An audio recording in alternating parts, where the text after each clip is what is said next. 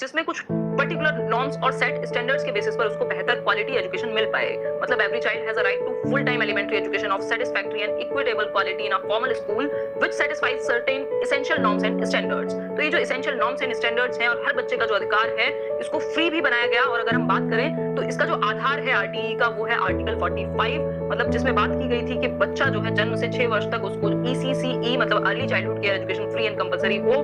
उसी के बेसिस पर इसको एक्सटेंड किया गया, सब्स्टिट्यूट किया गया आर्टिकल 45 में। और अगर हम बात करें तो इसमें जोड़ा गया 86th अमेंडमेंट 2002 जिसके अंदर आर्टिकल 21 अल्फा बना, मतलब 86वां संविधान संशोधन हुआ आरटीई एक्ट 2009 के लिए। और ये जो 86वां संविधान संशोधन हुआ ये हुआ 2002 में, जिसके अंदर एक आर्टिकल ऐड हुआ 21A 21 अल्फा कॉन्स्टिट्यूशन में। और इस चीज के लिए तो to provide free and compulsory education to all children, सभी बच्चों को फ्री मतलब कि निःशुल्क और अनिवार्य शिक्षा मिल सके 6 से 14 वर्ष की आयु तक। इस चीज को फंडामेंटल राइट बनाया गया, मतलब मौलिक अधिकार है ये। इसके लिए आप कोर्ट जा सकते हैं यदि आपके इस अधिकार का हनन होता है या किसी का भी आप देखते हैं तो।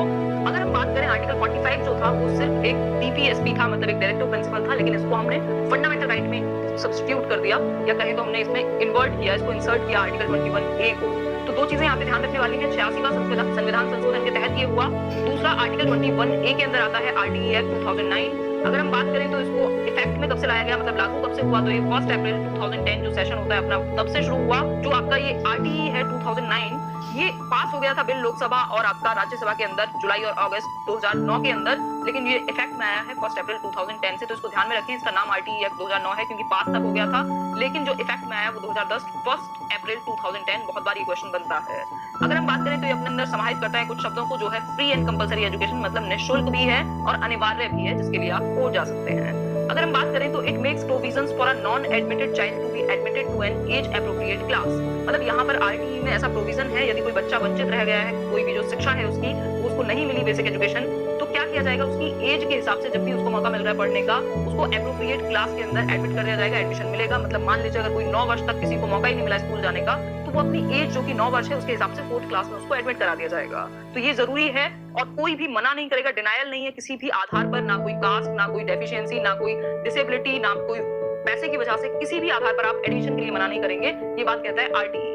मतलब कुछ चीजों को ये प्रोहिबिट करता है, रोकता है बिल्कुल। अगर हम बात करें कुछ पॉइंट्स की तो physical punishment and mental harassment, मतलब जो फिजिकल कॉर्पोरल पनिशमेंट है, आप बच्चों को हाथ भी नहीं लगा सकते हैं, ना मेंटली उसको हैरेस कर सकते हैं, उसको खुल के जीने का अधिकार है, टेंशन फ्री एजुकेशन वो पा सके, इस चीज को ध्यान में रखता है आरटीई। तो ये जरूरी है कि नो कॉर्पोरल पनिशमेंट, इसके लिए आप जेल जा सकते हैं अगर आप इस तरह का काम करते हैं, बच्चों को प्रताड़ित करते हैं किसी भी तरह से। नेक्स्ट है screening procedures for admission of children. मतलब जो स्क्रीनिंग प्रोसीजर है बच्चों के एडमिशन के लिए, उनके पेरेंट्स का इंटरव्यू लिया जा रहा है, बच्चों को टेस्ट देने के लिए कहा जा रहा है, वो सब नहीं होगा इसके तहत, और ना किसी से कोई फीस मांगी जाएगी।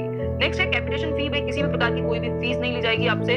और जो प्राइवेट स्कूल्स हैं वहां पर क्या है, गवर्नमेंट स्कूल्स में तो टोटल फ्री कंपलसरी है, लेकिन अगर हम बात करें प्राइवेट स्कूल्स की तो वहां पर 25% का क्या है कोटा है। जो वीकर सेक्शन है इकोनॉमिकली उनके लिए 25% का प्रावधान है प्राइवेट स्कूल्स में भी।